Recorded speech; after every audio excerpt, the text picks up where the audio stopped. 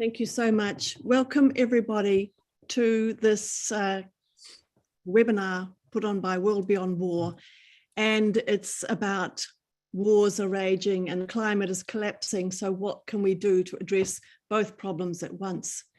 So in today's webinar, we have Dr. Elizabeth Boulton, who lives in Melbourne, I believe, and also Tristan Sykes from Just Collapse, and David Swanson, our three speakers. And I'll be introducing them a little bit more in a minute.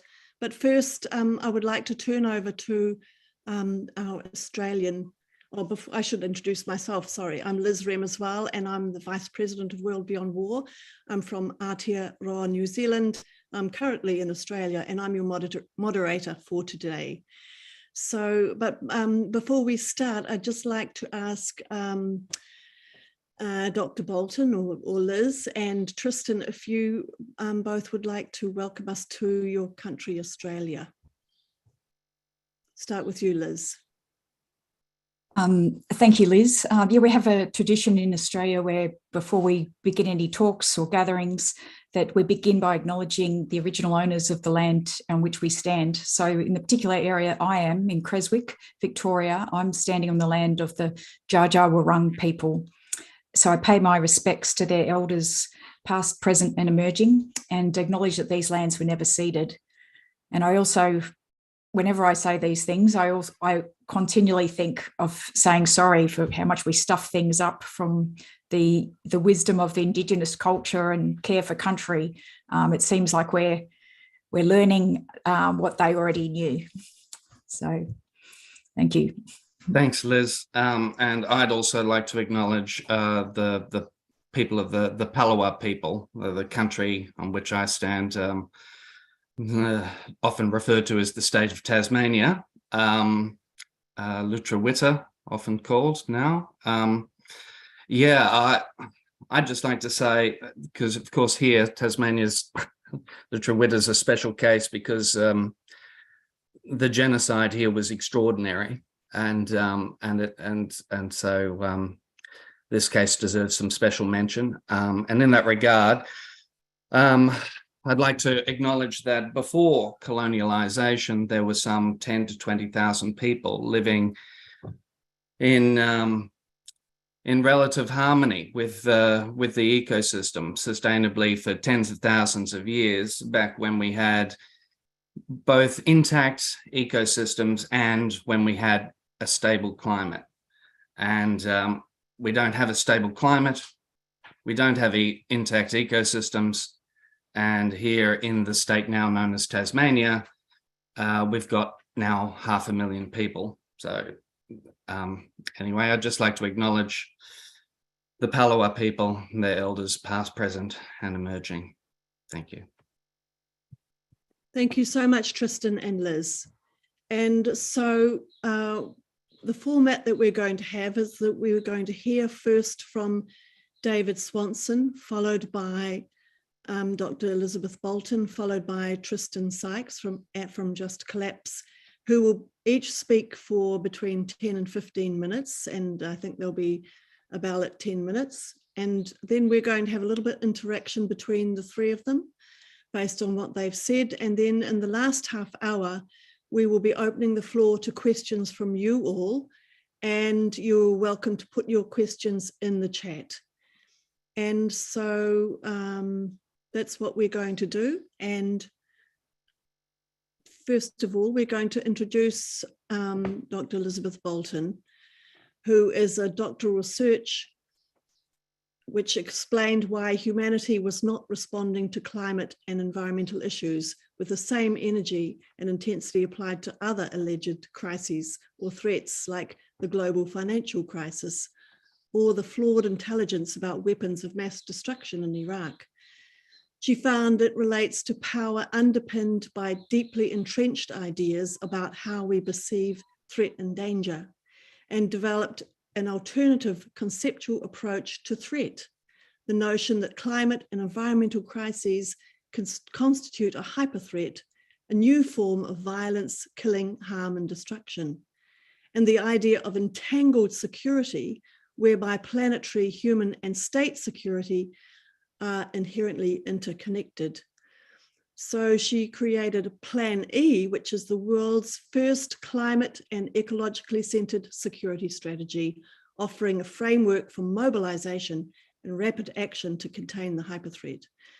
Her professional background is equally divided almost between work in emergency logistics as an Australian Army officer and within the humanitarian sector in Africa and in the climate science and policy sector.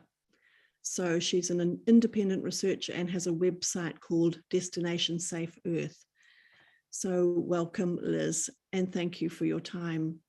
Tristan Sykes is the co-founder of Just Collapse and has previously founded and coordinated several eco-social activist groups.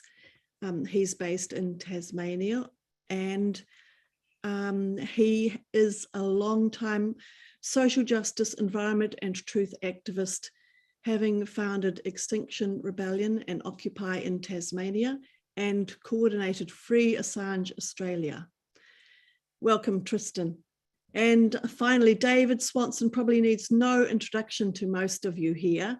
He is the co-founder, executive director, and board member of World Beyond War, based in Virginia in the United States. David is an author, an activist, journalist, and radio host, and campaign coordinator for rootsaction.org. He's written a number of books, including War is a Lie. He blogs at davidswanson.org and warisacrime.org and hosts Talk World Radio. He's a Nobel Peace Prize nominee and was awarded the 2018 Peace Prize by the US Peace Memorial Foundation.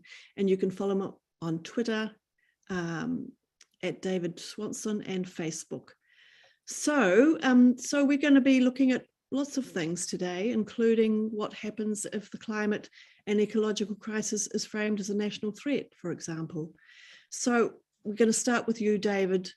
And before we start, though, I'd just like to mention our petition. Now, we've got World Beyond War has a petition, Stop Excluding Military Pollution from Climate Agreements.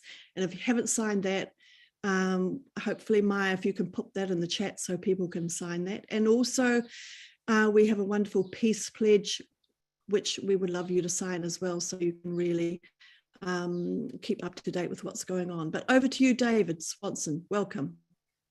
Thank you, Liz, and thank you for helping build our movement there. And I'm very much looking forward to hearing from Liz, Boulton, and Tristan. Sometimes, just for fun, I try to figure out what I'm supposed to believe. I'm definitely supposed to believe that I can choose what to believe based on what pleases me.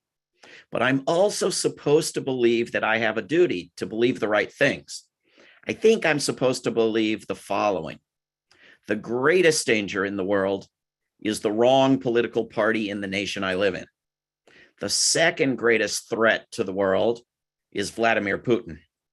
The third greatest threat to the world is global warming, but it's being dealt with by educators and recycling trucks and humanitarian entrepreneurs and dedicated scientists and of course, voters.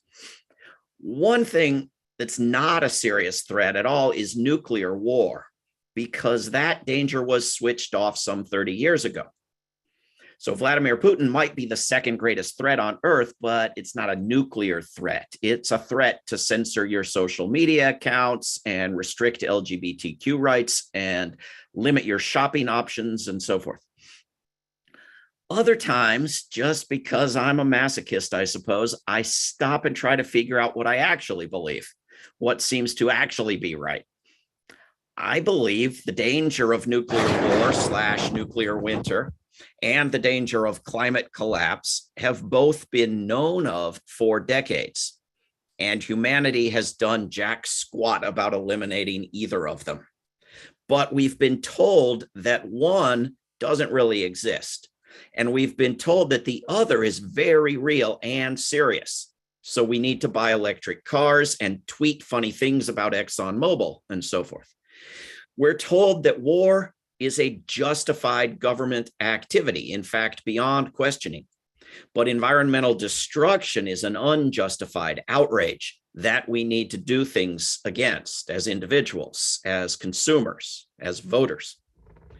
The reality seems to be that governments, and overwhelmingly a very small number of those governments, and significantly through the preparation for and waging of wars, are the chief destroyers of the environment. This is, of course, a very inappropriate thought, as it suggests the need for collective action.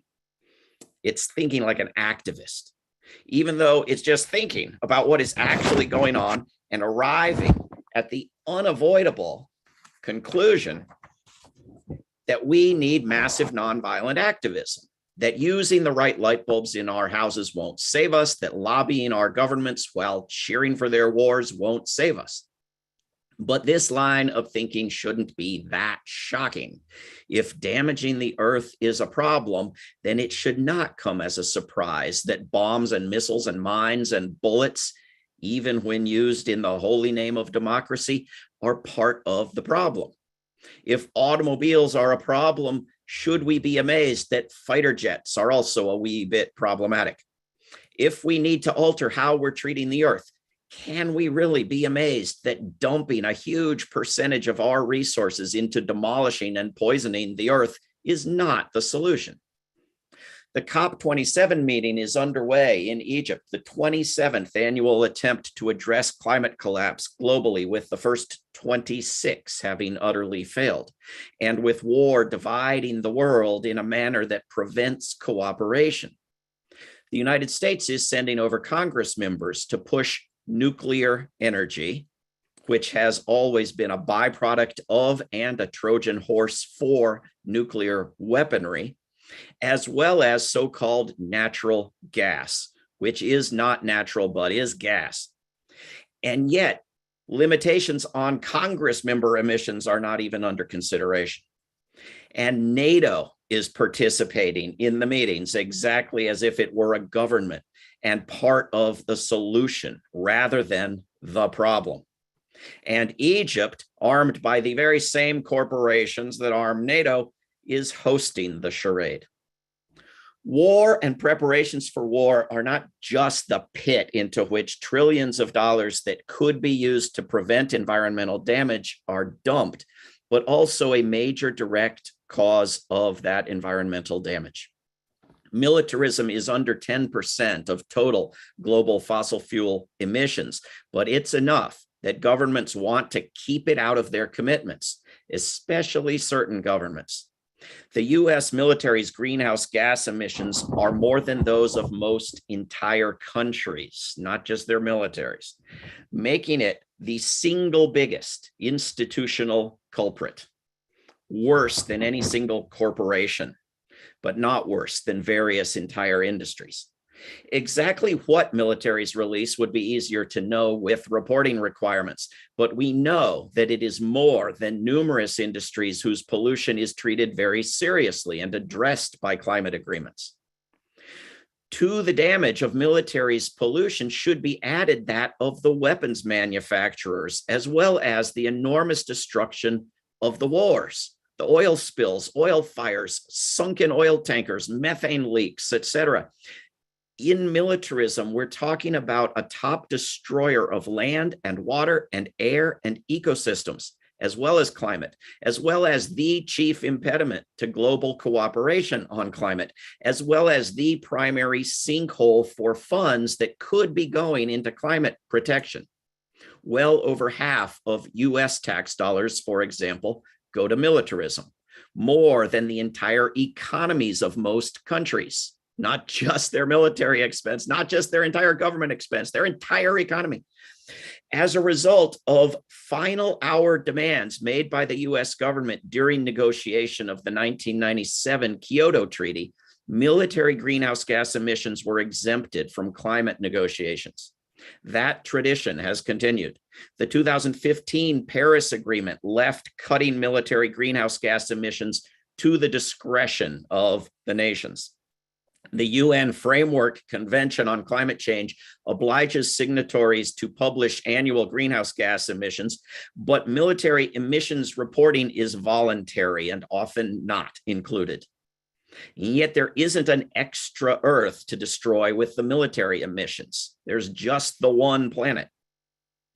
Try to think now what the very worst thing to do would be, and you will be close to the approach being widely advanced, namely that of using militaries and wars to address climate change, rather than eliminating them to address climate change.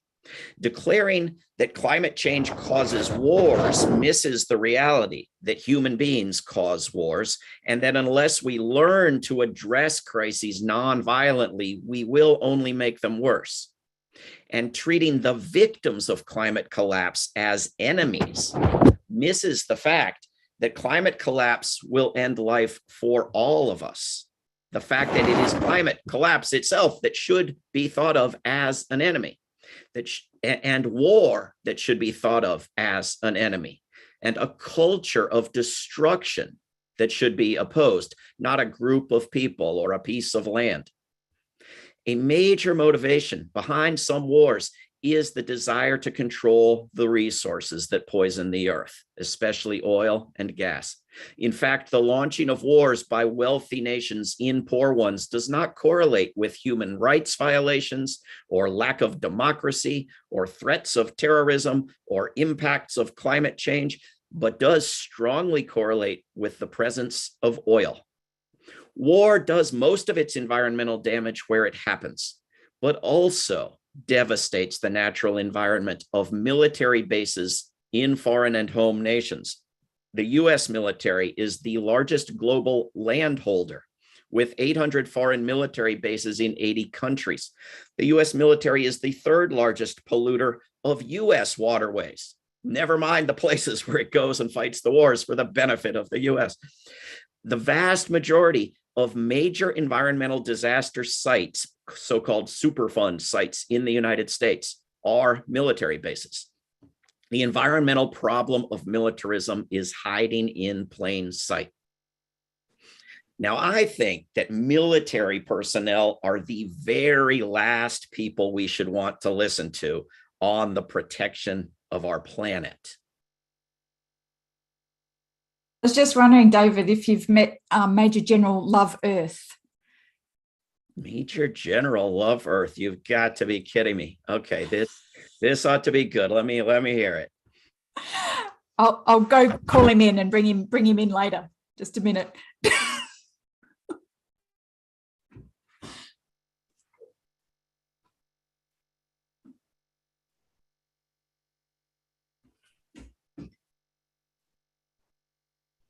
G'day, everybody. Good evening to those in the Northern Hemisphere, and good morning to those in the Southern Hemisphere. My name is Major General Love Earth, and my single aim is to protect all forms of planetary life. Let me just share my screen, and I thank David for his talk and his reflections on the status quo, and I absolutely share his frustrations. Just a second.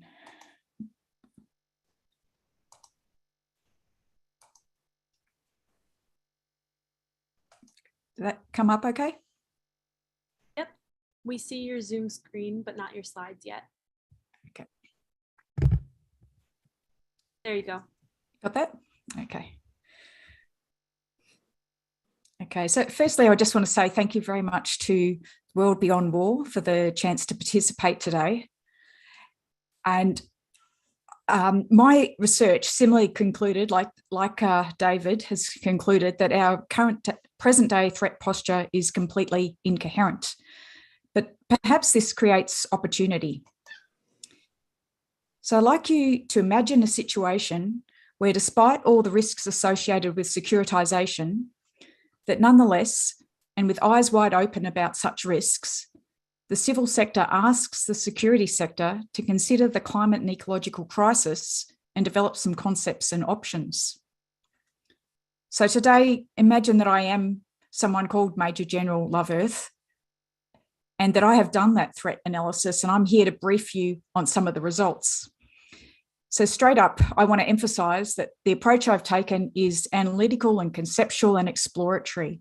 And I'm not offering a solution. I'm simply offering concepts and ideas that are intended to inform the larger discussion about what a solution could involve. So today I'll just quickly cover a new frame and a new outlook and a new approach to the problem. And then secondly, Plan E, just to highlight some of its dimensions, which is just one example, just one prototype of, if we use this different frame, if we look at the problem this way, what types of solutions fall out of that.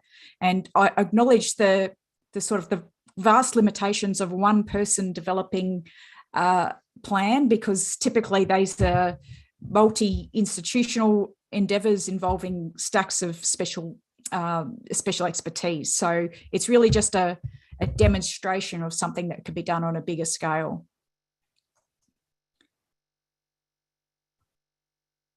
Okay, so a new frame. So a bit like the kid who asked, what if tacos had a flat bottom? The taboo question I asked was, if humanity faced an overwhelming threat which is on track to destroy all forms of planetary life, and we often describe it as a catastrophic or existential threat, why don't we treat it like a real threat? Why don't we apply the routine methods of threat analysis and response planning to the problem and see what happens? So I just want to clarify how this approach differs from what's been done so far in climate security. So on the left, you'll see the extant approach. And from 2007, the word threat multiplier came into the discussion, which is quite a while ago now, if you think about it. And the other commonly used term is the idea that climate change is just one ingredient of many that influences the security environment. And of course, we're quite familiar around the world now with militaries providing that first responder role in disasters. So that's the status quo. And what I'm suggesting on the right is that it's not a threat multiplier. It's not just another ingredient, that in fact, it's the main threat. So if we treat it as the main threat, where do we start? Well, as Clausewitz instructs, we start with a threat analysis. So what this slide shows is the overall of the whole research process. And it's a very simplified version of how a normal threat analysis and response planning process would occur. That it starts off with a really deep dive into understand the unique nature of the threat.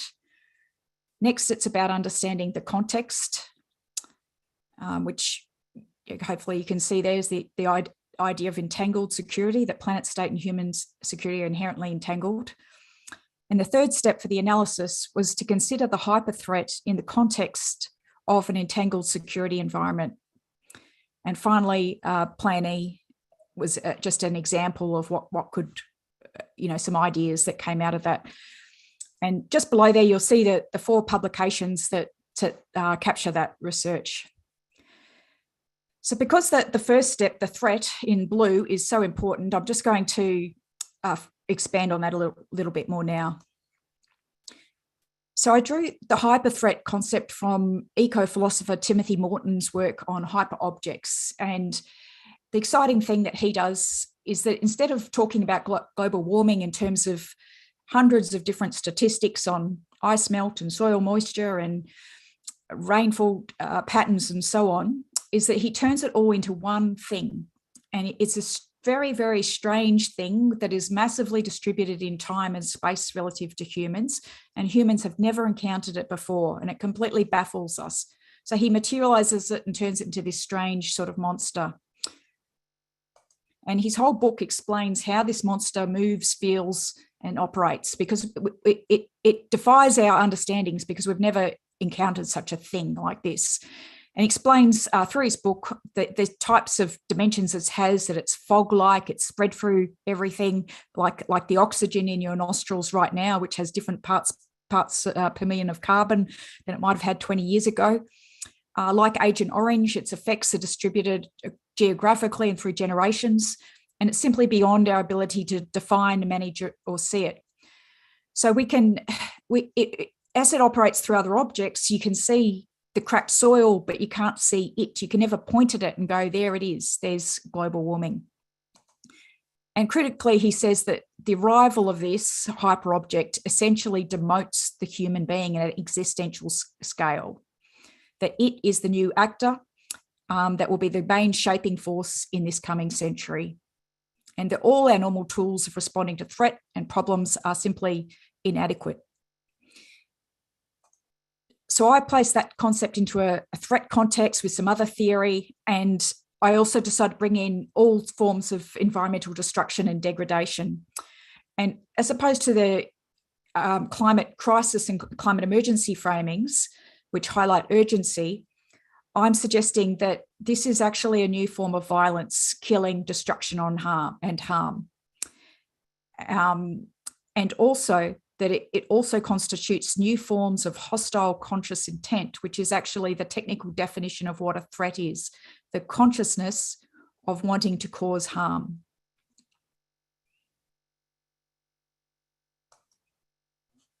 So that's its proper definition, that it has warlike destructive capabilities that are so diffuse that it's hard to see the enormity of the destruction coherently, nor who's responsible for its hostile actions. And it defies existing human thought and institutional constructs. So as soon as we get a definition of threat like that, you can see that it's directing us to really reconsider our whole institutions and our whole approach entirely.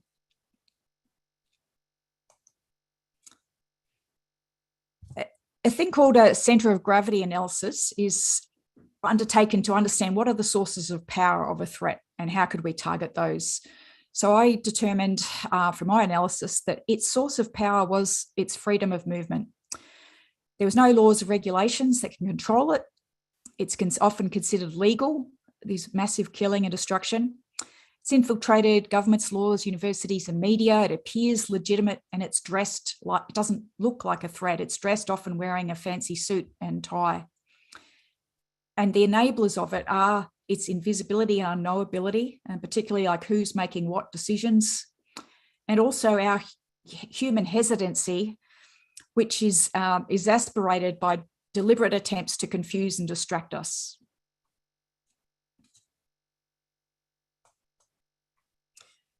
Okay, so some ideas of what we might do about a hyper threat.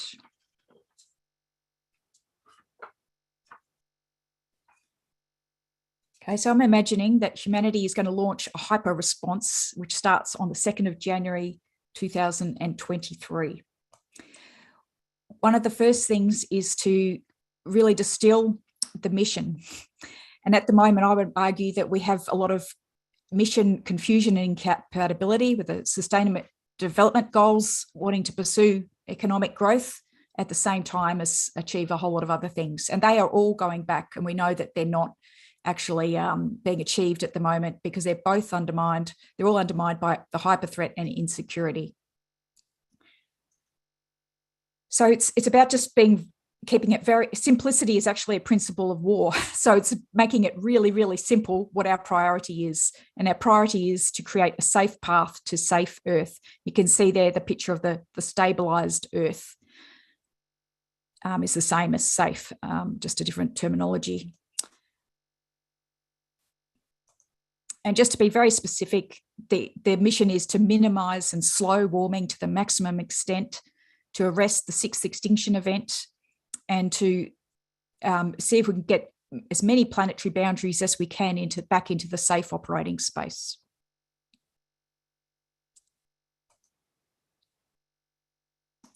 Now, the important thing about one advantage of a security mission is that it has the power to override the power of economic actors, who in this context are actually the threat actor, in diffuse ways. The overall hyper response is envisaged as a 100-year strategy, and Plan E would just be a year of detailed planning across all levels of society, at some early actions, but exploring, envisaging, and embarking on it. So it's a year for detailed planning. Then we would go to the Fast and Furious 4, Plan F, which is 4 years of a global backyard blitz and just hitting it really hard. Then, as you can see, different plans follow.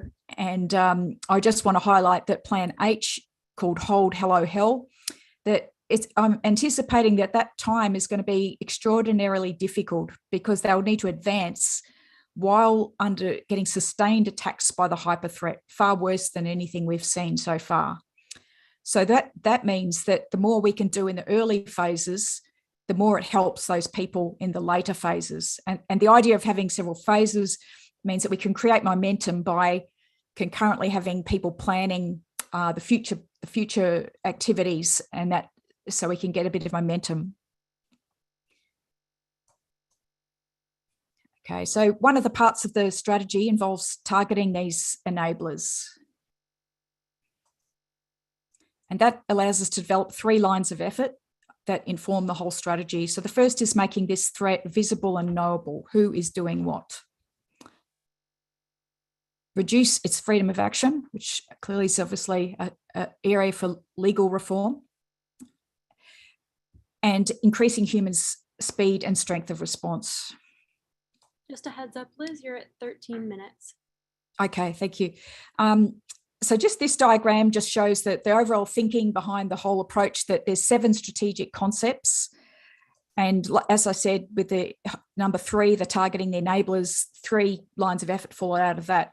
So all the stuff in the yellow boxes then informs the force design and the major operations, which I won't go through. I just want to show you that that's the sort of general overview.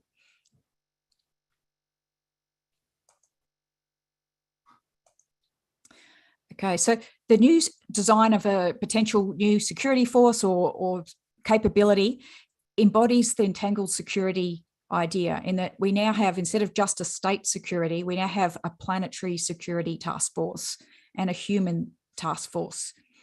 And the intelligence agencies integrate entangled security signals so they can better join the dots and so forth and do coherent strategy. So this is not envisaged as a command and control arrangement. It's envisaged as orchestration logic, just to help all the moving parts work together. And it beats different scales, at different levels. I want to highlight that it is a non-human centered approach to threat. And that nature is ally 1, and ally 1 is in the most danger at the moment. The quicker we rescue ally 1 and can bring them to the fight, the more they actually help us. On the international relations front, the idea is that instead of these global COPs and global type mechanisms, of which there's quite a lot of suspicion at the moment about, and there are risks, I think, with a global sort of control structure, that in fact we now for implementation focus on eco-multilateralism and go back to our local areas. And that all of this would be underpinned by a climate emergency peace treaty, allowing all nations to prepare to counter and prepare to contain the hyper threat. And the new international relations order would be an ecological rules-based order. The other key thing about humans' hesitancy and slowness to respond to such an enormous, overwhelming threat is that it actually takes the perspective that when we have so much to do in a short amount of time, our massive human population is actually an asset if we can harness that population, that 8 billion people. And so like an ant, the individual human has little agency, but when we come together, we can achieve a lot. So then it becomes a thing of leadership and teamwork, is how do we get the maximum, 6 to 7 billion people all doing a little bit in the same way. And that's how we can achieve mass concentration of force and speed. One idea I will quickly mention is the concept of Earth citizenship. So basically we have at the moment 90 million people in refugee camps, and we expect that to grow with the whole climate refugees problem.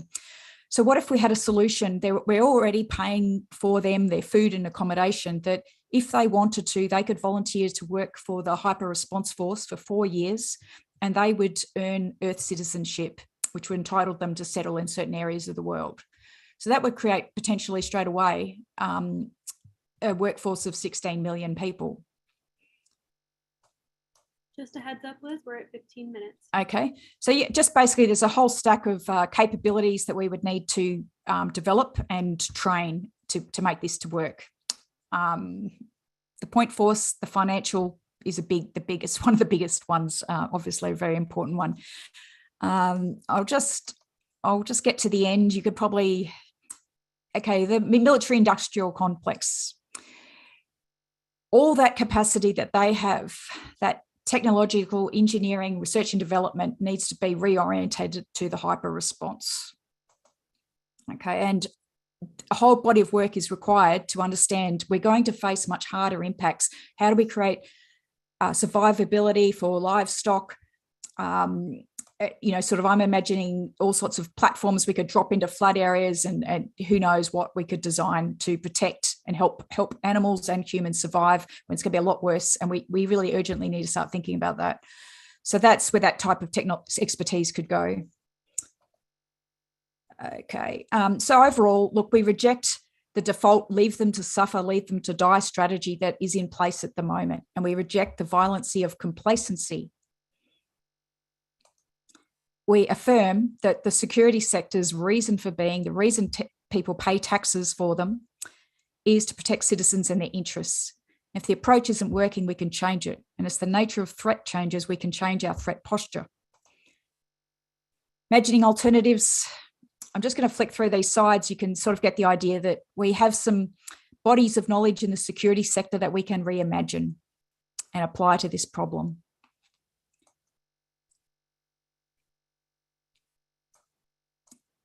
And to conclude, I just want to emphasize that from a security perspective, I think the most urgent thing is to get some sort of funding, even if it's just framed as a contingency planning for that detailed planning to occur starting next year in January, and then get going on the Fast and Furious 4. Thank you very much.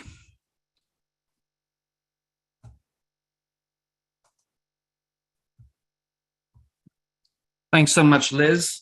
Yes, Thanks to thank you. World Beyond War. If I may, considering time constraints, I might just say thank you to everybody very quickly and just move straight into trying to get my screen share like this. And whoop, like that, and like that. Whoop, and share.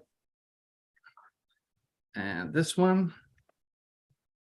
Yes, we can see. Ah, terrific. And that's the wrong slide. So where are we? There we go. Back to the start. Okay. Hi all, I'm Tristan Sykes, co-founder of Just Collapse, a decentralized activist platform dedicated to socio-ecological justice in face of inevitable collapse.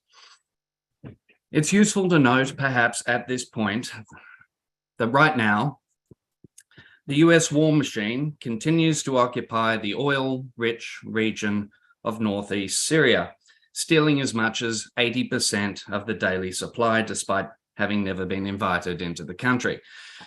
That's arguably invasion and occupation, both. At the same time, former CIA Director Panetta, regarding Ukraine, recently publicly stated that intelligence analysts are putting the potential use of nuclear weapons as high as 1 in 4. That is mad. Mutually assured destruction. A near-term, clear, and present danger that makes me hope that we can all live long enough to die of climate change. I'm a Cold War kid. I became aware of the threat of mutually assured destruction around the age of 10 at 1983, sometime after the wall came down and nuclear disarmament was sabotaged by the deep state, despite the apparent goodwill of both Reagan and Gorbachev. Later in the 90s, no blood for oil was a common banner and rallying cry that I encountered at the anti-war rallies that I frequented. Despite the election in America of an oil prince as American president, at the time I thought the wars were simply part of the corporate capture of the USA, that this was merely the war profiteering that General Smedley Butler once referred to when he stated, "The war is a racket." The value, the shareholders of Raytheon, Lockheed Martin, Boeing, etc., are of course just one side of the scam. The other side is all the shiny new rebuild contracts secured from the newly installed regime after you've destroyed the country. What I didn't realize then at those peace rallies was that not only does oil grease the wheels of the war machine, it is essential to its existence. Indeed, oil is the master resource from which all others are born, and oil is essential for maintaining all our existences. Oil, unfortunately, is life. 4 Hiroshima bombs every second. That's how much extra warming we're adding to our atmosphere, 4 per second. Calculated by Dr. Holmes of Monash University and published by physics.org reputably, that this is 240 bombs a minute, 20,000 bombs an hour. Each day, nearly 500,000 Hiroshima bombs worth of energy are dropped on our atmosphere.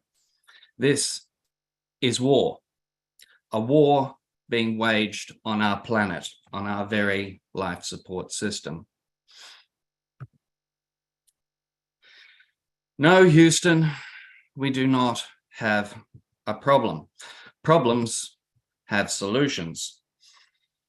What we have is a predicament.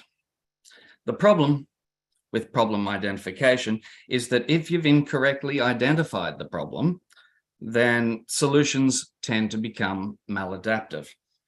It's not a complicated logic. Without an accurate diagnosis, the cure is never going to work out well. So, along with the 6th mass extinction, the energy crisis, ecological collapse, climate change, the deadly, serious existential crisis that it is only one of the many, many problems that all result from our one true predicament. Infinite growth on a finite planet has no future. This self-evident logic is indisputable. Nonetheless, growth is the dominant paradigm and zeitgeist of the modern era. The prevailing wisdom is, if it's growth, it's good. As you can see here, this graph represents many thousands of years and demonstrates the near one-to-one relationship between oil and the human population. The green line is us. Well, the oil is running out. The low-hanging fruit is nearly all gone, and we're currently resorting to extreme measures to keep up with rising demand, as exemplified by the rise in fracking and the ecological obscenity that is tar sands mining. Oil, of course, is a fossil fuel, and fossil fuels emit carbon dioxide, CO2, when burned. So you'd think running out of oil would be great news. Climate solved. Well, unfortunately, it's more complicated than that. You have to ask yourself, if the oil runs out, what's going to happen to the green line? What's going to happen to us? No, this is not a problem. This is a predicament, and it is terrifying. So, well, can't we just replace the energy from oil with energy from other sources? No. No, we can't. So-called renewable energy is made with fossil fuels and requires fossil fuels to be maintained. Renewable energy cannot self-replicate. Furthermore, fossil fuels produce the fertilizer made through the Haber-Bosch process that enables us to feed the 8 billion people and growing. The tiny addition, if you can see it at the top of the graph, is the contribution of renewable, in inverted commas, renewable energy being added to the energy supply. Being added, it is not replacing it. If it is even possible, which it's not, that we could build or out or retrofit all the systems, the energy, mining, production, and transport, this would require an extraordinary hypergrowth transition requiring massive fossil fuel inputs. This is like a smoker with emphysema suggesting they can cure their affliction by doubling their habit. It's absurd. But nonetheless, this is the current global policy as epitomized by the International Panel on Climate Change, the IPCC, because they've falsely identified the problem as CO2 emissions. And because they have falsely identified the problem, they're responding to a symptom rather than the disease itself, which is our predicament. Because our predicament is not climate change, it is overshoot. In environmental science, simply put, this is demand in excess of regeneration. Basically, humans use more of the planet each year than the planet can replace. The greenhouse gases associated with climate change, carbon dioxide, methane, nitrous oxide, these are all merely byproducts.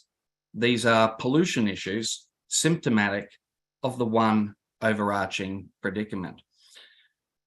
As you can see from the graph, rather than being restricted to the carrying capacity of the planet, we have stretched that capacity through the use of finite, irreplaceable fossil fuels to reach our current position of extreme ecological overshoot. The result, of course, of overshoot is the smashing through of the 6 of the 9 planetary boundaries that ensure a livable world. It means the degradation of the planet's carrying capacity, of its ability to support life. It is a war on the world, a mass extinction, a genocide on a planetary scale. To be clear, solving, if we could, which we can't, the pollution problem that is climate change, this doesn't in any way address the predicament of overshoot and its origin. That is its origin. And this is why it is absolutely vital to work from an accurate diagnosis. So, what usefully can be done for socio-ecological justice in response to our overshoot predicament? And in this forum's context, what are the implications for geopolitics and war? Just Collapse is a decentralized activist platform dedicated to socio-ecological justice in face of inevitable and irreversible collapse. We advocate for insurgent planning as a response to the failure of governments to address our predicament, because as systems of governance break down as part of unavoidable global systemic collapse, a radical relocalization becomes inevitable and people will have to organize themselves. The United States of America, as imperial hegemon with 107 documented wars to its name, and nearly, if you count the domestic bases as well, nearly 1,000 military bases dotted around the world. The USA is correctly identifiable as the central character in the theatre of war. So, what are the implications for geopolitics? Well, when you understand that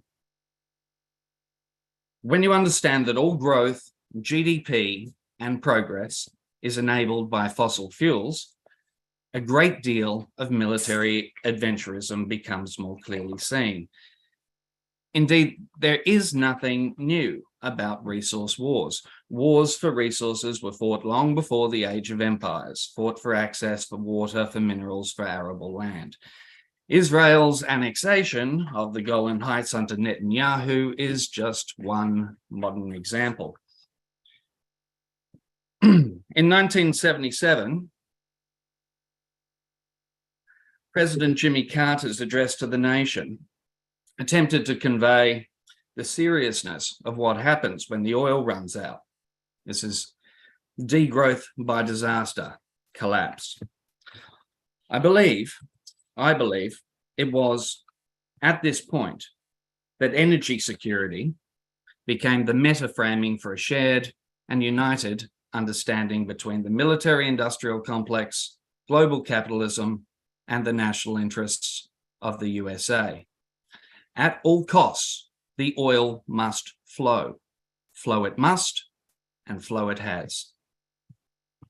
However, nearly 50 years on, energy return on energy invested, EROEI, suggests that oil is going to become a great deal more expensive, as with the low-hanging fruit gone, we expend greater energy for ever diminishing returns.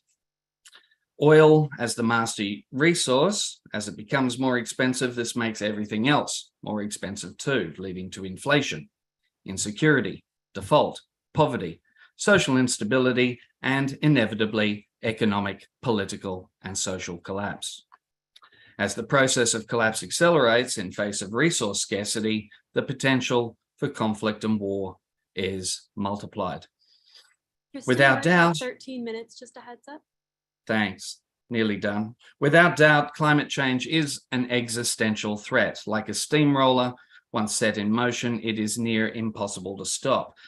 Unlike the near instantaneous Armageddon scenario that is mutually assured destruction, without doubt, over time, climate change will annihilate and collapse civilization just as effectively. So here's the rub, the catch-22. Assuming that we do, in the near term, avoid mutually assured destruction, our continuing use of oil further exacerbates our global warming situation. Conversely, just stopping oil intensifies our overshoot predicament. We simply can't feed 8 billion people without oil. And worse, pursuing the impossible fantasy of a renewable transition will result in the eclipsing of all previous historic CO2 emissions. We are damned if we do, and we are damned if we don't. Catch 22. Can the world come together and put their national interests aside in face of our predicament? Arguably, no. No, they won't. Far too much momentum resides in these complex systems to neatly turn them around by either democratic process or revolution. Can the empire collapse and decline gracefully to avoid impacting the rest of the world as it passes its unipolar hegemonic moment? No, it can't. The imperial hegemony is supported by the momentum of a myriad of complex and entangled systems. Yes, it will ultimately collapse, but fighting tooth and nail, it's very likely to take everything else with it. In context of war in a changing climate, is war inevitable? The answer, unfortunately, is yes. Outside of a unified world of socio-ecological solidarity, as scarcity impacts national interests, conflict becomes inevitable on global, national, regional, and even local scales. So what can we do in face of this bleak assessment? We can engage locally in our communities for socio-ecological values. Meet your neighbours, have conversations, forge bonds, and make plans. Ultimately, either we come together as communities in our hour of need, or we will come apart. Collapse is inevitable. Justice is not. Just collapse. Thank you.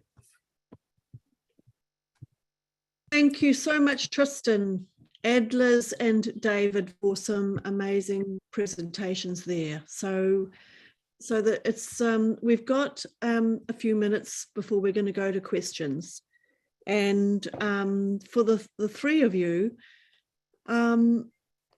is there anything from each other's presentation that you'd like to pick up or question each other on? Oh, lots and lots of things, probably too many, but a few. I think, first we heard a plan from absolutely the best Major General I've ever heard anything from. And then we heard that there's no point, why bother? But then there was like one sentence at the end, make a plan.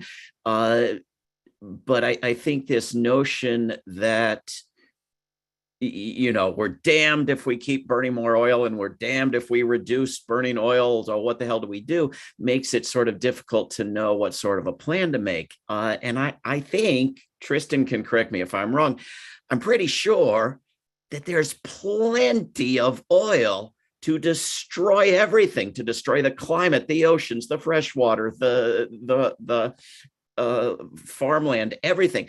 And that in fact, we could feed and care for more people during this looming disaster if we reduce oil and shift our resources away from oil and wars for oil and production of consumer goods with oil, and put our resources into doing the best job we can.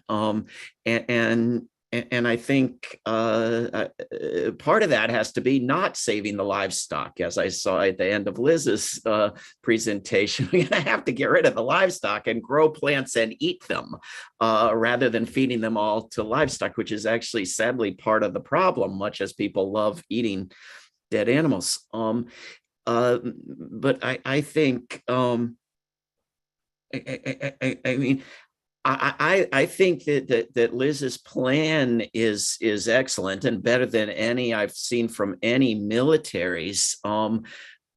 But of course, climate collapse is not conscious or hostile, and we can't hate it like an enemy. And I'm not sure that responding to the threat in military terms is exactly right, since we're producing it. What we actually have to do is stop producing the threat. And we can't all do it collectively and equally, much as we'd love to, because certain people in certain corners of the world are doing most of it. If the United States alone had been acting over the past generation like the other 96% of the world, we might be in pretty good shape. And so we have to somehow get the parts of the world most responsible to change the most. And that makes it even harder, I think. I mean, that seems like the real dilemma that they're up against at these meetings, like the one in Egypt. The poor nations want to be compensated and the rich nations want to go on destroying. Yep, thank you, David. There's a lot of thoughts there. I just want to put out there, though, I mean, look how the whole world responded to the COVID crisis, and look how the whole world has responded to the war in Ukraine. Suddenly, there was $2 trillion available to make another war. So are you trying to tell me that we're not capable of fixing this crisis? I'm not, because I'm not a scientist who can tell you what feedback loops are past the tipping point, but we can sure as hell do a lot better of lessening and slowing the damage than we're doing. Yeah, I think Liz, perhaps you were addressing that to me. Is that correct? Yeah, sure. You were saying, can we do something to what prevents collapse? Is that what you're suggesting? Well, also, I suppose, as Liz mentioned in her presentation, there is immense capacity to do things in this world, and we have capacity to deal with other crises. Yes, what does it take to actually get stuck in to do something about this incredible crisis that's going to affect, our children and our grandchildren, all the rest of it? Yes, I mean, I'd like to point out, I mean, Greenland, for starters, that's not going to stop melting. And The sea ice isn't stopping melting either. The feedback loop that results from that is equivalent to to basically nuking the Arctic. I mean, it's so the amount of energy that's going to be released when we have a blue ocean event, for example, when the Arctic sea becomes ice free, is equivalent. There's papers published on this. Is equivalent to adding 50 years of global warming. That at our current rate. I mean that'll happen in an instant. That'll happen in a matter of a couple of years. I mean the situation is so extraordinary in the Arctic, but it's not just that. It's also the growth. All growth requires fossil fuel inputs, whether or not it's a build out of renewables or any kind of action that we want to take. It's all runs on oil, and all of that results in emissions. So you're in a feedback loop of the people want and need that oil to be able to maintain themselves, but also they love their progress. You try politically to tell people that they can't have any more progress, you'll have a revolution on your hands, and it won't be an ecological one. So look, it's not about giving up. It's about doing something for socio-ecological justice while we can with the agency that we do have in face of our predicament. But we're not, we just don't shy away from calling it what it is. It is collapse. So I hope that answers the question. Thanks. Thank you, Tristan. And Liz, would you like to respond to that question also? I think, we have to be completely open-eyed about the scale of the problem. And I think it's about minimizing suffering and doing the best we possibly can in the circumstance. You just pick up David's comment on the livestock here. That was a fair point. I guess I was reflecting too on we had the bushfires. I was involved with a group helping a lot of the horses who, so I guess I was more thinking of all sorts of wildlife, horses, and but it's a very good point you make. I think I might be too optimistic, but I sort of feel that maybe we haven't given it, in the way that we didn't have iPhones 20 years ago, that we still have the capacity to come up with sort of amazing solutions, and that if we turned all of our technological engineering, every single thing we've got at it, we in the way we've always come up with some new solutions here and there, we might surprise ourselves if we all the R&D. And you do hear sometimes these stories about someone goes into a desert and they plant all these trees and that creates an effect in that area. So I know that might be a little bit naive, but I'm just opening the door that we may not have, if we gave it everything we had, there might be some other options out there that we haven't stumbled across as yet. Yep. Thank you, Liz. Okay, there's some questions in the chat here, and some of them are quite in depth, and I don't know if we're going to have time to get to everyone, but there's one relatively simple question here and probably reflective. Somebody says, I've belonged to so many movements, they're all important. How do we harness these activities with focus necessary to do what Dr. Boulton says? Would anyone like to answer? Do you want me to have a go at that one? Well, that orchestration logic thing, that diagram with the sort of simple terms and objectives, is that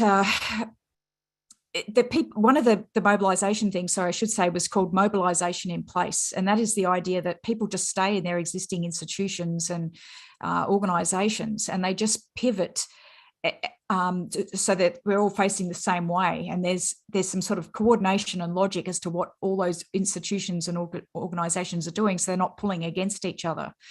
So that's where the support group would be trying to have some coordination and education, adult education and so forth, that it's basically a concept that drives people, and they can apply those concepts in a whole stack of different organizations. So it's not like people have to put on a pack and a uniform and turn up somewhere. It's no mobilization like that at all. We don't have time, people have to really just pivot from where they are in a lot of cases.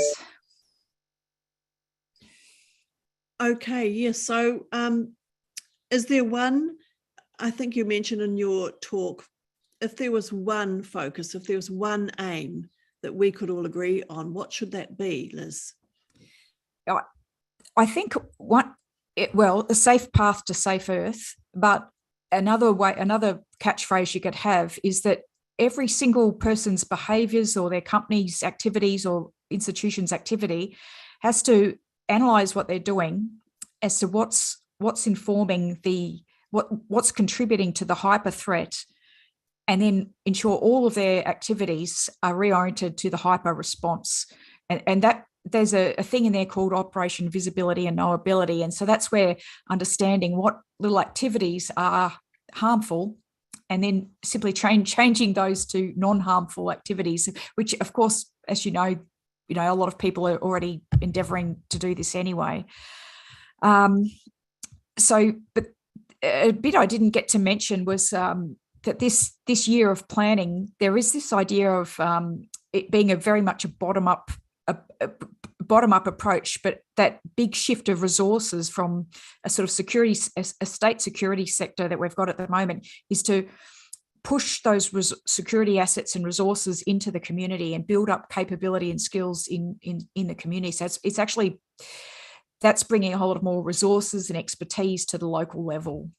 Because in fact, we have to sort of fight this fight often at the local level. So it's a big shift of security resources, and even the idea of it's not actually even a military plan. It's actually the civilians are the main agents in this plan. The military are just simply in support. It's reimagining the whole idea. You might not even have a term such as military and civilian, because the predominant skill sets are civilian. So it is. I think there's a question I saw someone saying, "Can the military do this?" It's not about the military doing it. It's about the civilian sector doing it, with perhaps some help with some of that coordination and so some of that side of the house.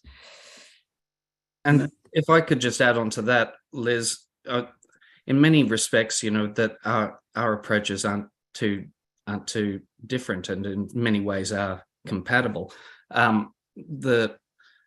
We just have the view that relocalization is inevitable, and that people, rather than being organized in a kind of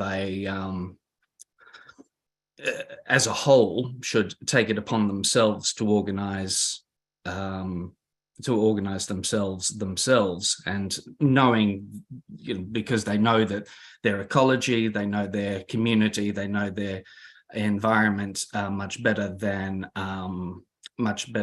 a distant, for example, institution, or what, they can adapt more easily themselves to their situation and environment. I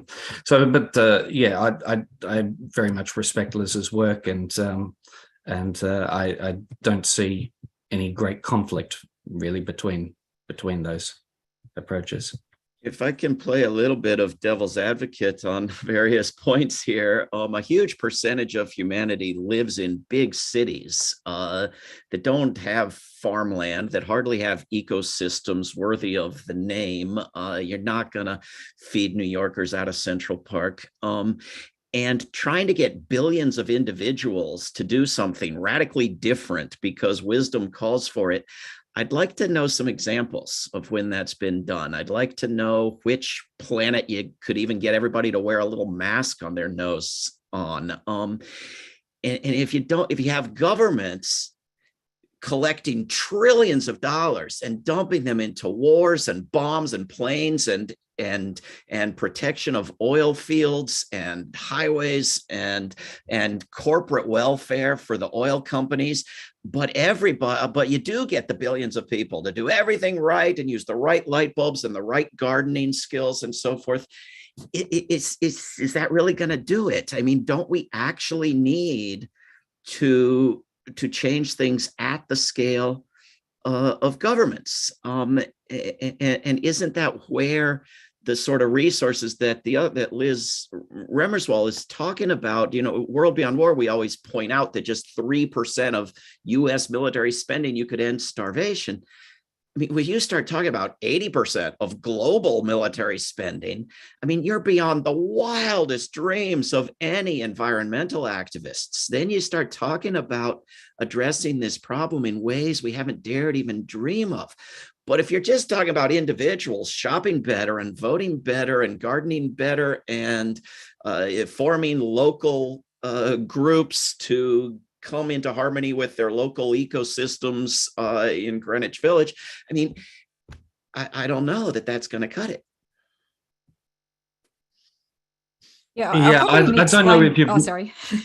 I don't know So if you're misunderstanding or if I think that are you referring to the insurgent planning strategy that of just collapsed? I'm not sure. Is that what you're suggesting, David? That's our understanding is that collapse is inevitable. It doesn't matter whether you can disassemble the military industrial complex. You can repurpose those resources. You can have a build out of renewables if that was possible, which it's not. You can do all of these things, but it cannot prevent collapse. Collapse is inevitable just by the nature as the graph demonstrates. The only reason that we're here is because of all of that oil. And when that oil's gone, we won't be here. But I do understand basic assertions when I hear them 5 times. But if we're trying to slow it, if we're trying to reduce it, if we're trying to do the best, last the longest, maybe have our grandkids survive a few years rather than, only our kids, then don't we have to figure out the best thing possible to do to last the longest, to reduce the suffering the most? We're repeating every 5 minutes that we know it's all hopeless, but assuming that we're still trying to do the very best, last the very longest that we can, knowing that we're doomed, isn't that best approach going to have to involve those things that you just dismissed, shifting all the resources away from militarism and oil companies and so forth?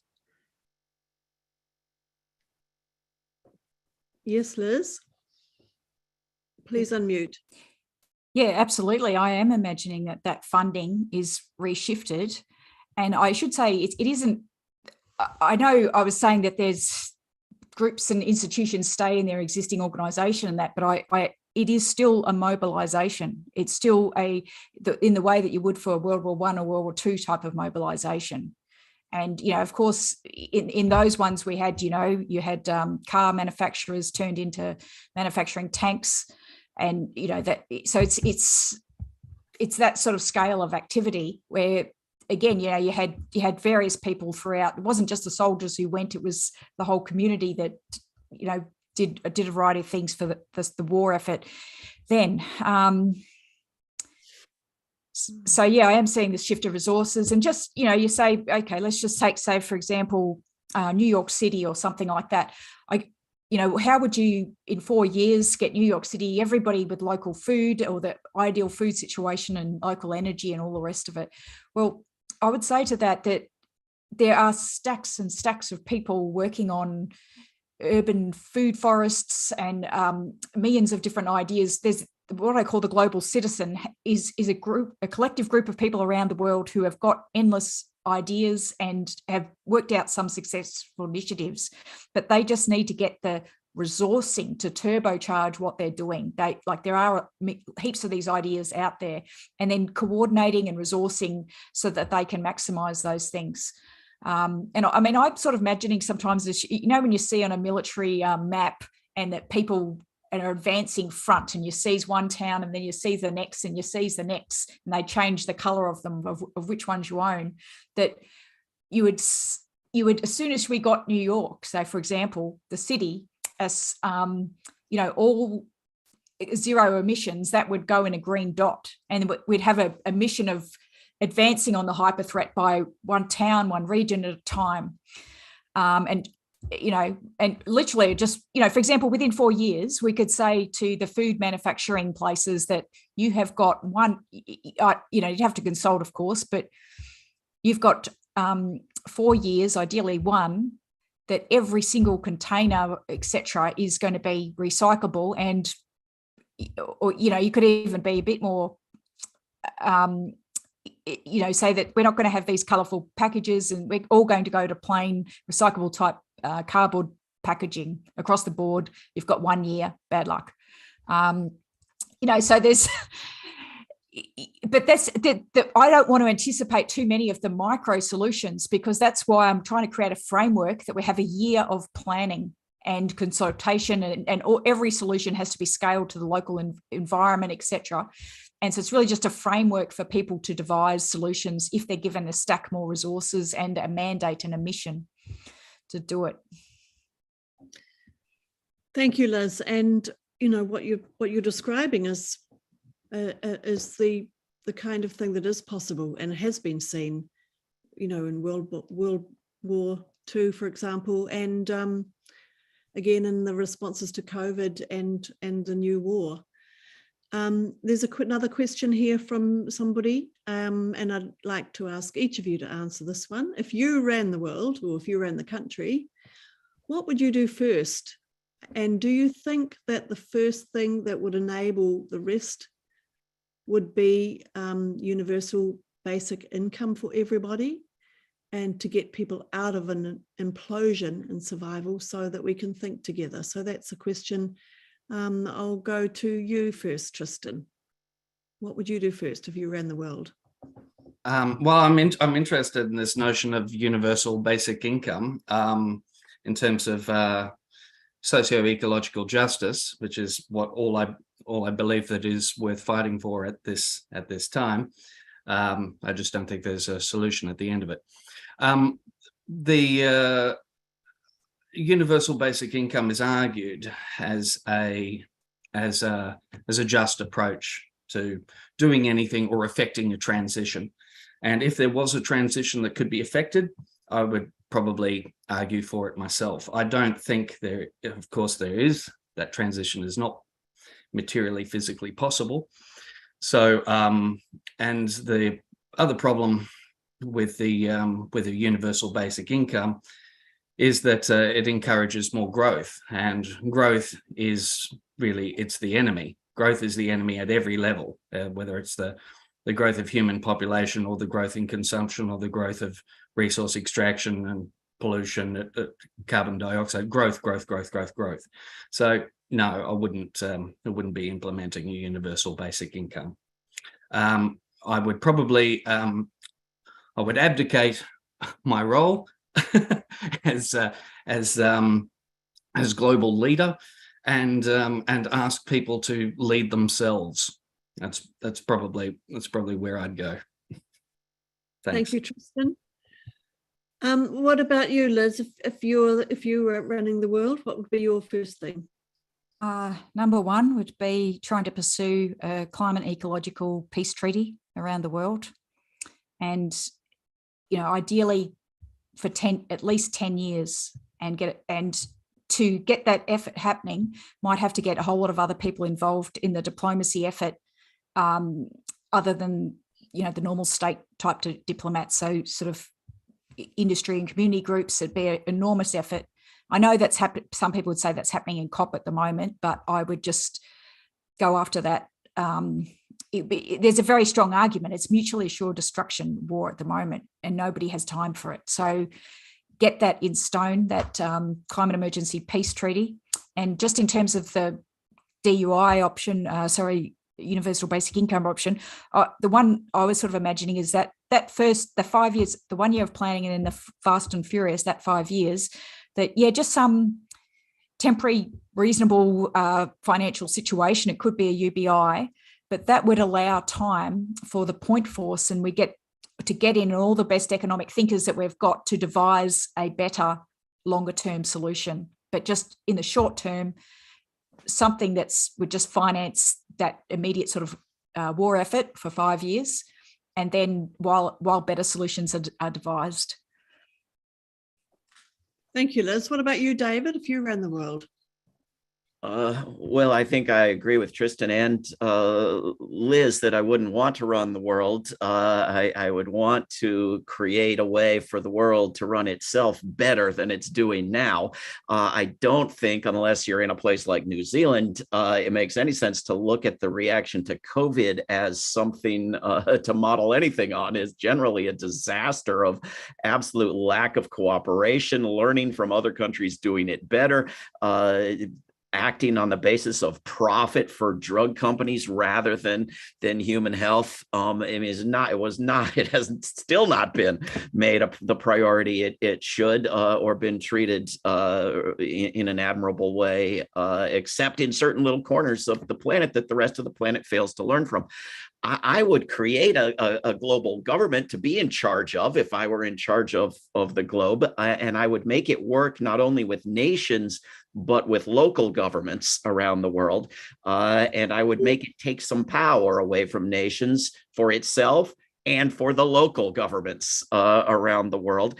And I would make that global government as democratic as possible, including creating democracy not through wars and television ads about democracy, but including financially, which means taxing wealth, taxing income. Yeah, sure, creating a universal basic income, but also universal education, and a democratic communications system, so that what we're able to tell each other around the world is not dominated by a handful of very wealthy interests. And I don't know that I would be capable of doing that in a day or a decade. I think I would need a lot of help.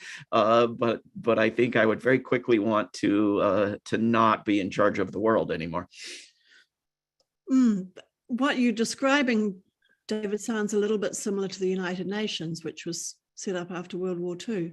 Yeah, but I'm talking about first of all, with the nations all equal, not 5 of them more equal than others, and also not just an institution of nations, but of local governments and populations. So, I mean, China having one vote, and the US having one vote, and Portugal having one vote. I mean, this is as absurd as, California and Rhode Island both having 2 senators in the US Senate. It's not even a pretense of democracy. And when you give the 5 worst warmongers veto power over anything in a global institution set up to end war, I mean, this is just shooting yourself in the head. Thank you, David. Well, we've only got a few minutes to go, and I've time for just one quick question, which is, I don't know if how well you'll be able to answer this, but it's a very good question. We're talking about the conundrum of physical, earth, and resources limitations. Is there anything we can learn from Indigenous and maybe mystical knowledge? Is there a dimension that we rational, linear thinkers are missing?